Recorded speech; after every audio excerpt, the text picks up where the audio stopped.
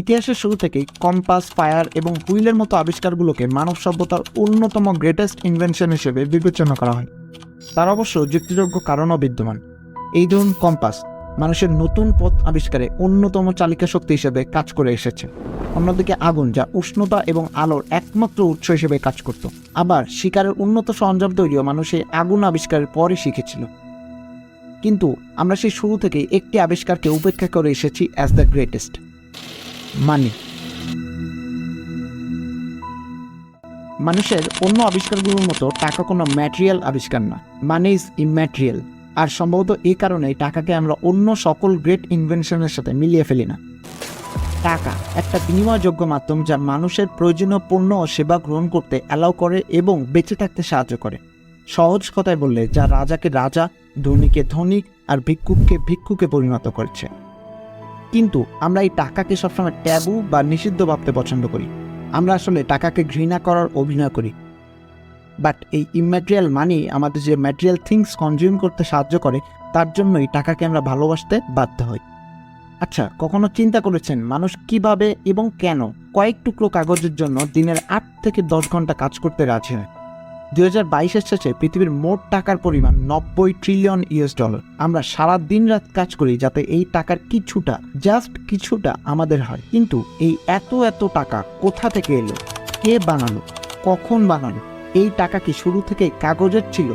কিভাবে এই টাকা এমন একটি ভাষা হয়ে উঠল যে ভাষা দুনিয়ার সকলে বোঝে?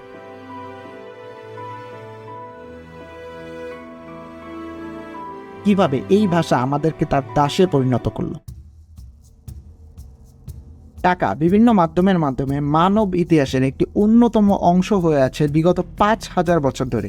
ইতিহাসবিদদের মতে এর আগে বার্টারিং সিস্টেম বা বিনিময় প্রথার মাধ্যমে মানুষ সরাসরি ট্রেড করত।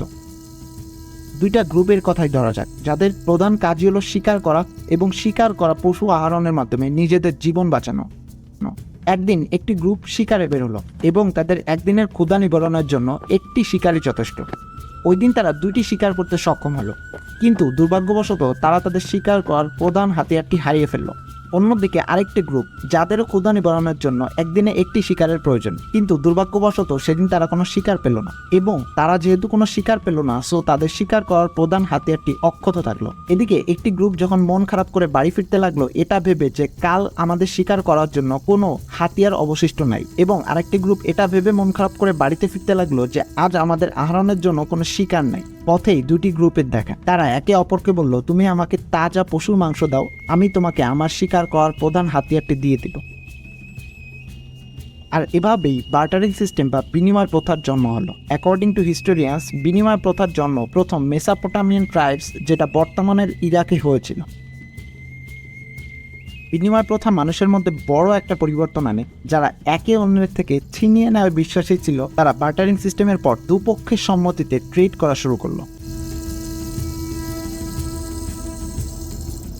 এই অবস্থার আরও শত বছর পর মানুষ যখন চাষাবাদ ও অন্যান্য গুডস প্রডিউস করা শুরু করলো, তখন তাদের মধ্যে বিনিময় প্রথার প্রয়োজন বাড়তে লাগলো। আর এই অবস্থাতেই বার্টারিং সিস্টেমের কমপ্লেক্সিটি সবার সামনে আসলো। কার কাছে কি বিনিময় করলো, এটার একটা রেকর্ড রাখার জন্য মানুষ দেয়ালে সিম্বল রাখা শুরু করলো, যার মাধ্যমে আজকের অ্যাকাউন্টিং এর শুরু হয়।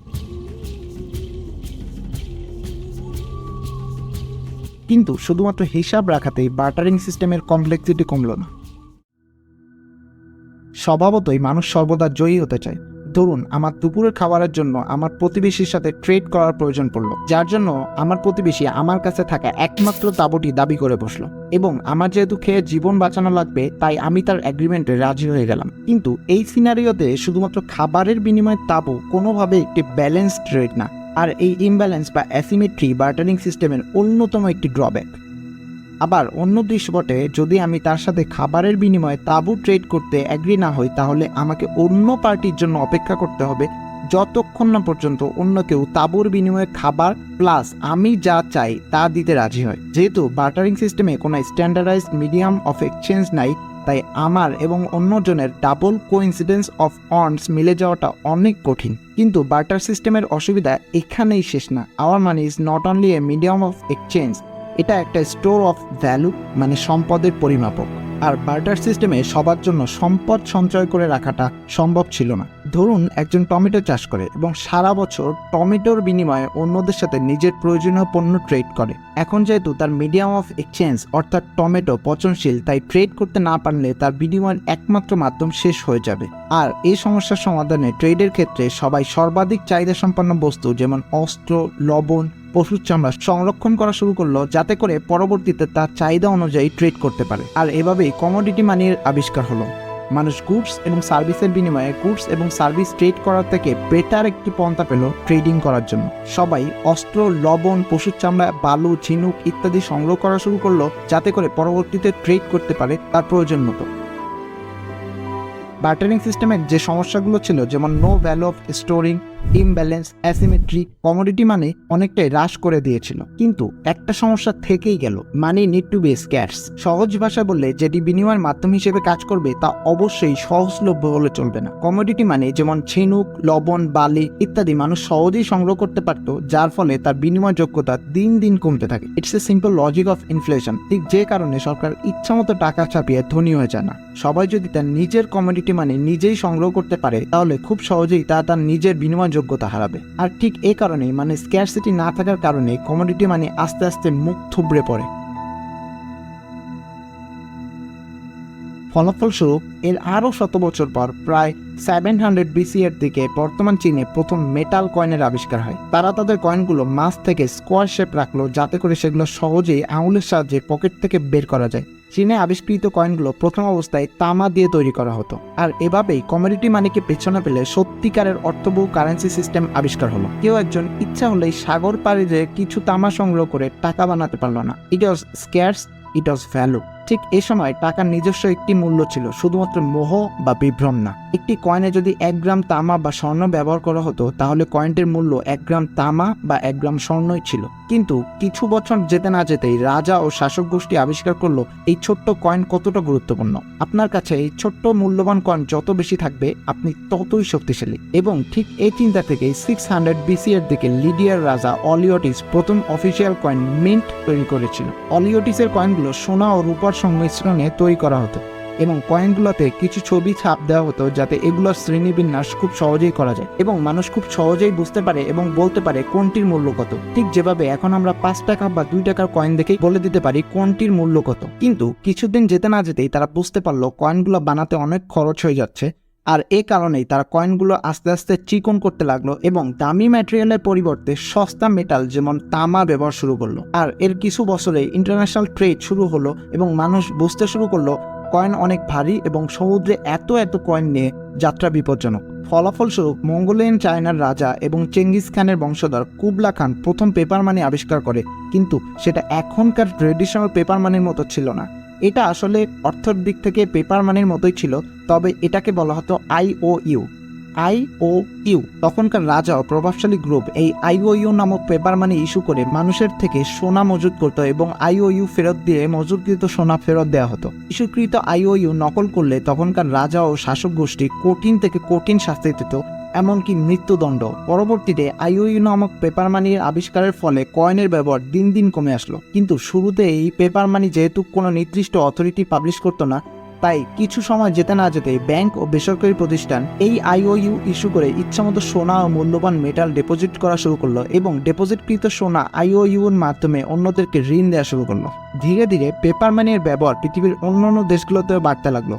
ইউরোপের যে দেশগুলো পেপার মানি আবিষ্কারের কয়েকশো বছর ধরেও কয়েন ব্যবহার চালু রেখেছিল, তারাও এখন পেপার মানি ব্যবহার শুরু করলো। কিন্তু পেপার মানির একটা বড় সমস্যা ছিল, এটার কোনো ইনসেন্ট্রিক ভ্যালু ছিল না গোল্ড বা সিলভার কয়েনের মতো। সহজে বললে একটি গোল্ড কয়েন বানাতে গেলে সেটাতে কিছু গোল্ড ব্যবহার করতে হতো।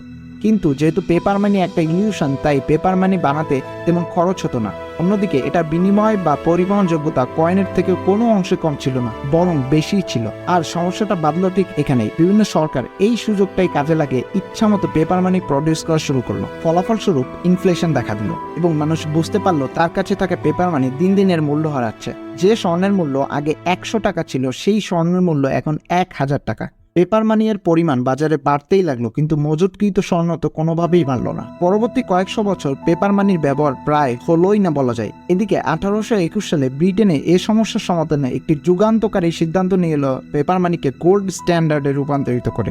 সহজে বললে একটি সরকার বা রাষ্ট্র ঠিক তত পরিমাণ টাকাই ছাপাতে পারবে যত পরিমাণ স্বর্ণ সে দেশে মজুদ আছে। এই ল বা স্ট্যান্ডার্ড সব সরকারকে অতিরিক্ত মুদ্রা ইস্যু করা থেকে বিরত করে, যা আন্তর্জাতিক বাণিজ্যে আস্থা বাড়িয়েছিল। এবং পরবর্তীতে জার্মানি, ফ্রান্স ও ইউএস এর মতো দেশগুলো এই গোল্ড স্ট্যান্ডার্ড অ্যাডপ্ট করেছিল। কিন্তু ফার্স্ট অর্ডারের পরবর্তীতে 1929 সালে যে ওয়ার্ল্ড ইকোনমিক ক্রাইসিস দেখা দিল, যেটা দ্য গ্রেট ডিপ্রেশন নামে পরিচিত, এরপরই মূলত দেশগুলো গোল্ড স্ট্যান্ডার্ডের রিফর্ম নিয়ে আলোচনা ও চিন্তা ভাবনা শুরু করলো। এবং 1971-এর দিকে ইউএসএ ঘটে গেল stagflation, which is the worst economic crisis for any government. মূলত এরপরই তারা কারেন্সিকে গোল্ড স্ট্যান্ডার্ডের সাথে আনবাইন্ড করে দিল এবং গোল্ড স্ট্যান্ডার্ডের টাটা বাই বাই হলো।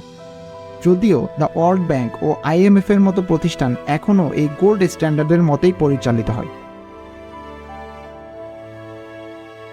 টাকা, যার শুরুই হয়েছিল কেবলমাত্র খাদ্য ও বেসিক নিড এর বিনিময় করার জন্য, আজ সেই টাকাই মানব সম্প্রদায়ের জীবনের অন্যতম গুরুত্বপূর্ণ অংশ, যার জন্য আজ মানুষ, সমাজ, রাষ্ট্র একে অন্যের উপর হামলা করতেও পিছু হয় না। যে টাকার আবিষ্কারই মানুষের মধ্যে সৌহার্দ্যপূর্ণ বাণিজ্য করে মিলেমিশে থাকা শিখিয়েছিল, আজ সেই টাকাই মানুষকে হিংস্র বানিয়েছে। কিন্তু বর্তমানের এই টাকা অর্থাৎ ফিয়াট কারেন্সি কি আসলেই এতটা গুরুত্ব বহন করে?